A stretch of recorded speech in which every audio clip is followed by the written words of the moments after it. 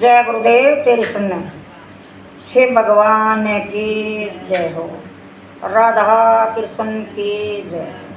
हाँ जी, बद्री विशाल की जय हो।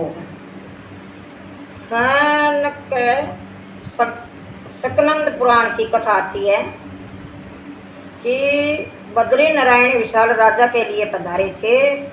पुंडलिक के लिए विठलनाथ आए थे। जिस भगत के लिए भगवान आए थे वह धन्य है। बद्री नारायण जी तप ध्यान का आदर्श जगत को बताते हैं कि वे कहते हैं कि मैं ईश्वर हूँ तो भी तप करता हूँ, ध्यान लगाता हूँ। तपश्चर्या के बिना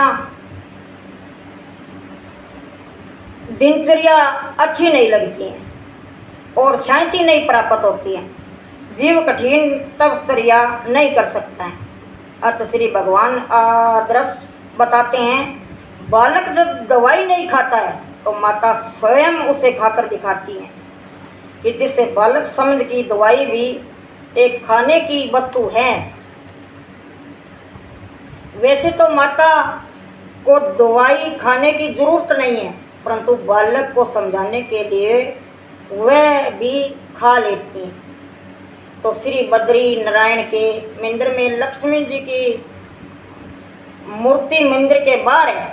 क्षत्रिय और बालक का संग तब स्त्रिया विघ्न रूप हैं, इसलिए क्षत्रिय की कुछ निंदा नहीं है परंतु काम की निंदा है।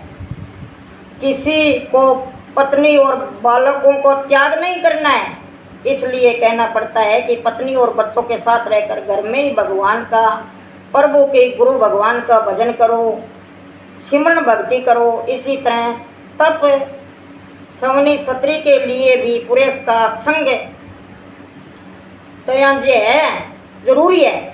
विशालपुरी में वहाँ संत कुमार विराजते थे। वहाँ एक दिन नारद जी घूमते हुए आगे, वहाँ सनकादिक ऋषियों के साथ नारद जी का मिलन हुआ।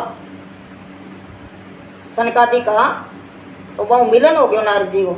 नारद जी के मुख है उदासी देखकर सनकादिक ने उसे कहा, उदासी का कारण पूछ लिया कि आप चिंता में क्यों हो।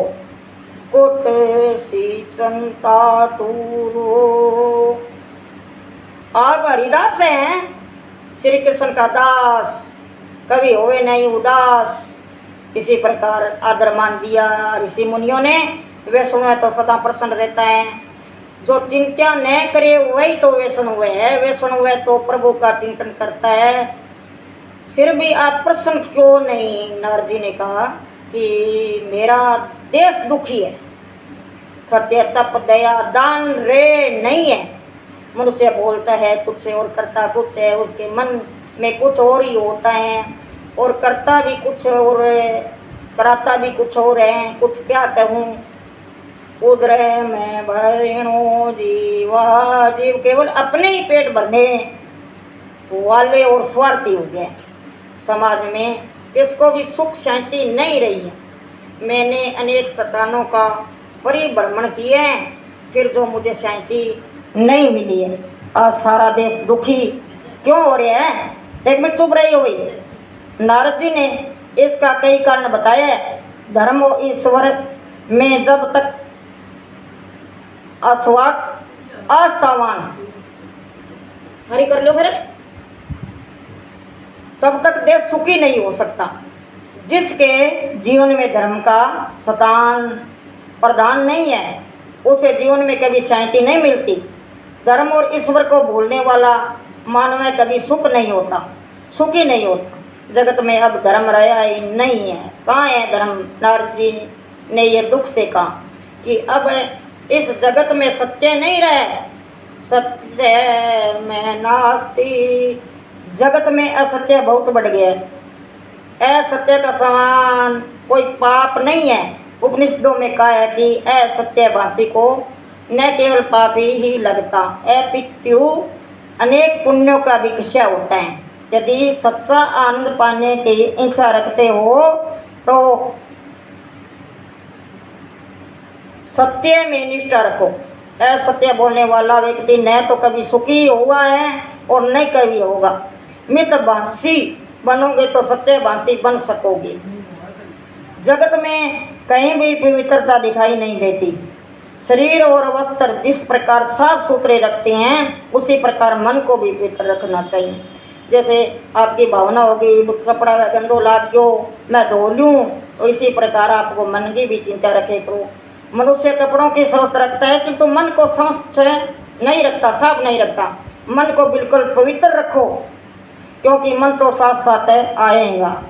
एक दूसरी आ गई बोलो मेरा आजाई मैं यहीं अरे के जगह साधे परमात्मा का नाम उतार ना टूटन दो, गुरु भगवान की सिमरण करो। जगत में कभी भी नीति का दर्शन नहीं होता है। नीति और नीति से बहुत कुछ धन संपत्ति जुटानी है और कुमार्ग में खर्च भी करनी है। कुटुंब सुख के उपरांत में कोई सुख यहाँ नहीं है। जैसे आप जैसे खाड़ा रच दिया, पार्टी में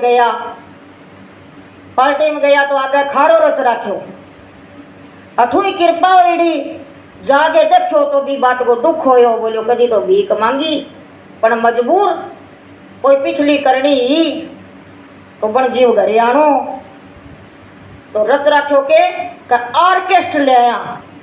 अरे भाई ऑर्केस्ट्र ले आओ, कमाल कर दी। फिर साधु संतान बुलाने की कितने की जरूरत थी। तो इसी प्रकार दुनिया खर्चों लगावा क्या में ऑर्केस्ट्रा में, मन की बदबू पर है। एक भगवान को गुरु को नाम नहीं लेवे तो बहुत दिन के लिए कलचुग है। आज आप भागवत खोली है तो आप सतयुग में बैठा। तो अब थाने में उन्होंने वर्ण किया कि देखो ऐसे बदबू में नहीं पढ़ना चाहिए, जो कथा बता रही है ऐसी बदबू में नहीं पढ़ना चाहिए। नारजी ने कहा देखता हूँ जैसे यही पंगा पड़ रही है। अभी कर्नाटक में लोग निर्जला एकादशी करते हैं। एकादशी का अर्थ है दिवाली नहीं है, मेरी एक एक करके सभी इंद्रियां भगवान को अर्पण करनी है, मेरे लिए सदा दिवाली है। ऐसी भावना से एकादशी का व्रत रखो। महाराष्ट्र में किसी स्थान पर मेरा सम्मान हुआ है। महाराष्ट्र में कहीं कहीं भक्ति को सम्मान मिला है। पटरमपुर जैसे सतल पर भक्ति का दर्शन होता है। गुजरात में तो जीर्ण हो गई हूँ, क्योंकि गुजरात का लोग मानन कौन लाग रहे है, हाँ कहन लाग रही है। गुजरात में तो जीर्ण हो गई हूँ। बोले सा दिना पाप बट गयो जदर 2000 सन पर सारी गुजरात देह में से होगी और बाद में पियाँगी बिया पाछी रह चेतगी, क्योंकि धर्मी भी बस है। तो वो रे जीर्णता में गता गुजरात में मैं अपने दोनों पुत्रों के साथ बूटी हुई। धन का दास प्रभु का दास नहीं हो सकता। गुजरात कांचन का लोभी हो गए हैं, अंत भक्ति का छिन्न भिन्न हो गए हैं। भक्ति का प्रधान अंग नव है। इनमें प्रथम श्रवण केवल कथा सुन लेने का भक्ति का पूरी नहीं होती है। जो सुने हैं उसका मनन करो। मनन करके जितना जीवन में उतार हो उतना ही भागवत श्रवण सार्थक हुआ कहा जाएगा। कथा सुनने से पाप जलते हैं, परंतु मनन करने से जीवन में उतारने से तो मुक्ति मिलती है।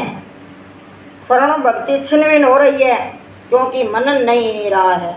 मनन नहीं करने से श्रवण नहीं होता है। मनन के अभाव से श्रवण भक्ति क्षीण होती जा रही है। कीर्तन भक्ति भी नहीं रही, क्योंकि मन कठिन है, कीर्तन चाल बोकर है।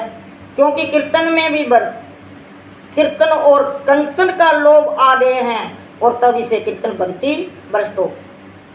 ज्ञानी पुरुषों का मान से भी समान अधिक बुरा लगता है धन के लोभ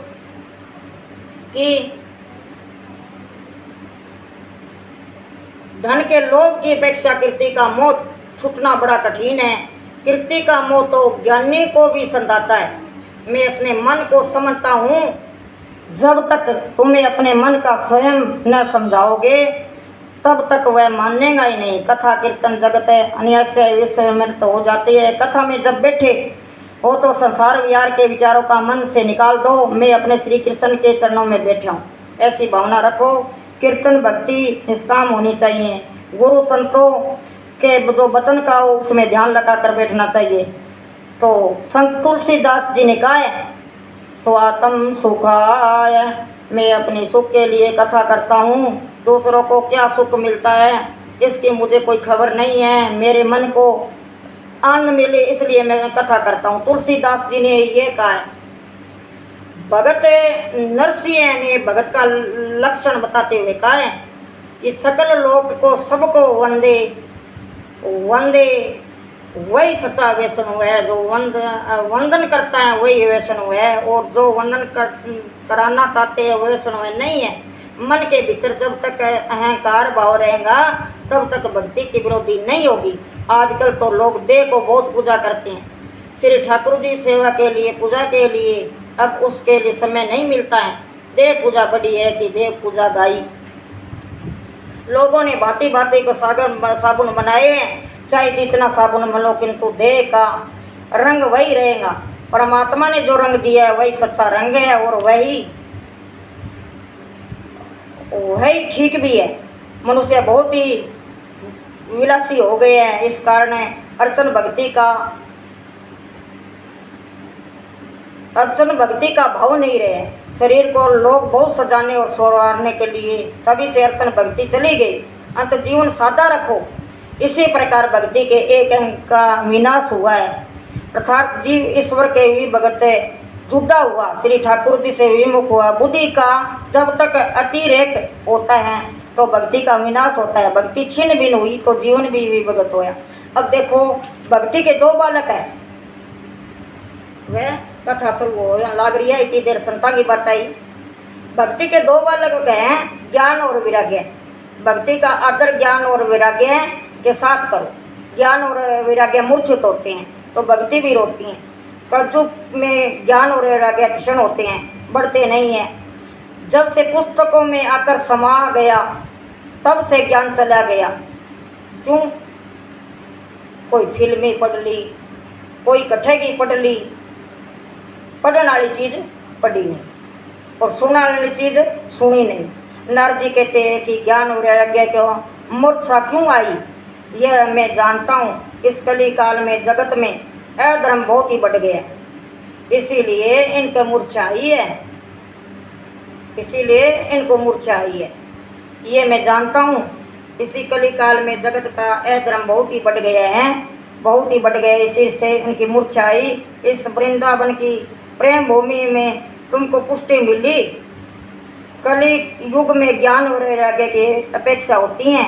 मैं निरुत्साहित होकर विरोधी और जीर्ण हो गए हैं। ज्ञान और वैराग्य के साथ भक्ति को जागृत करूंगा, ज्ञान वैराग्य के साथ मैं भक्ति प्रचार करूंगा। नारद जी ने ज्ञान वैराग्य को जगाने के लिए अनेक प्रयत्न किए, परंतु कुछ बिना बने ही नहीं। वेदों के अनेक प्रयाण किए तो ज्ञान वैराग्य को भी मूर्छा गई नहीं। कुछ थोड़ा सा विचार करेंगे, ध्यान आ जाएंगे। ऐसे कथा तो प्रत्येक घर में होती है। अपना यह हृदय वृंदावन है, इस हृदय में वृंदावन में कभी कभी वैराग्य जागृत होता है, परंतु वह जागृत चित्त सताई नहीं रहती, तो कभी कभी मन में आ जाए। अब नारद जी ने चिंता हुई, चिंता फंसा, वैराग्य को मूर्छा उतरी नहीं।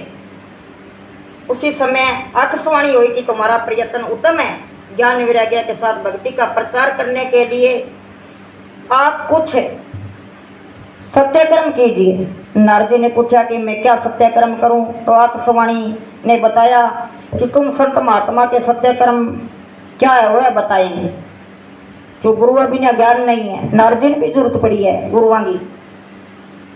नारद जी अनेक साधु संतों से पूछते हैं कि ज्ञान वैराग्य सहित भक्ति को पुष्टि मिले ऐसा कोई उपाय मैंने बता दो, पर तो निश्चय आप उपाय कोई भी नहीं बता सका।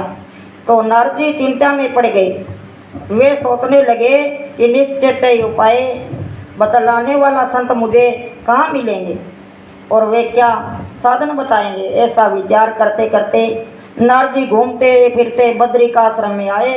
वह सनकादिक मुनियों के साथ उसका मिलन हुआ। नारद जी ने संत कुमारों को यह सारी कथा सुनाई।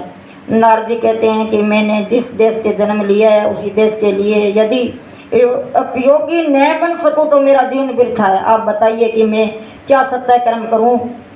तब सनकादिक मुनि कहते हैं कि देश के दुख से तुम दुखी हो, तुम्हारी भावना दीवे, भक्ति का प्रचार करने की तुम्हारी इच्छा है, आप भागवत ज्ञान मार्ग का प्रयाण कीजिए, तुम्हारी इच्छा पूर्ण होगी। तुम भागवत ज्ञान यज्ञ करो और भागवत का प्रचार करो, इसी लोगों का कल्याण होगा। इस कथा से ज्ञान और वैराग्य की जागृति होगी। श्री भागवत कथा का ज्ञान, भक्ति और वैराग्य को बढ़ाने वाले वेदों का पारायण करना अच्छा है, उससे आप इच्छा पूर्ण होगी। परंतु वेदों का अर्थ जल्दी समझ में नहीं आ सकते, इसीलिए वेदों का सार रूप गुरु संत बताते हैं। भागवत का ज्ञान यज्ञ करो। तो अब श्री भागवत कथा का अमृतपान करने के लिए वहाँ से गंगा के किनारे गए। शुद्ध भूमि सात्विक भाव जागते हैं, भूमि का प्रभाव सूक्ष्म रीति से मन पर अवश्य पड़ता है। भोग भूमि भक्ति में बाधक है। श्री गंगा जी के तट ज्ञान भूमि अतः आज्ञा कि गंगा किनारे चलो। श्री नारद जी संत कुमारों के साथ आंदवन में आए और संत कुमार श्री व्यास आश्रम में आए। नारद जी हाथ जोड़ बैठे हैं, वहाँ ऋषि मुनि भी श्री भागवत कथा का पान करने आए हैं। और जो नहीं आए थे उन सभी को घर घर भृंगु ऋषि जाते हैं और विनती के भाव वर्णन करके उनको कथा में ले आते हैं। सत्याकर्म में दूसरों को प्रेरणा दे, उसे भी पुण्य मिलता है। अगर सत्संग हो, अगर एक दूसरे से भाव अच्छा और सत्संग सुनने के लिए विनती करते हैं तो उसको बहुत फल मिलता है। इसीलिए भृंगु ऋषि एक दूसरे ऋषि के पास जाते हैं और भागवत के बारे में सूचना देते हैं, अच्छे विचारों के बारे में, सत्संग के बारे में विचार देते हैं। कथा के आरंभ में भगवान की जय जयकार करते हैं, हरे नम राम राम रघुपति राम सीता राम, जय जय राम जय जय राम, रघुपति राम सीता राम, जय जय राम। हरे कृष्ण राधे कृष्ण सीता राम, हरे कृष्ण सीता राम, हरे कृष्ण सीता राम, जय जय राम। राधे कृष्ण सीता राम, जय जय राम, हरे कृष्ण राधे कृष्ण सीता राम, जय जय राम। अब देख लो कितनी मेहनत करी है।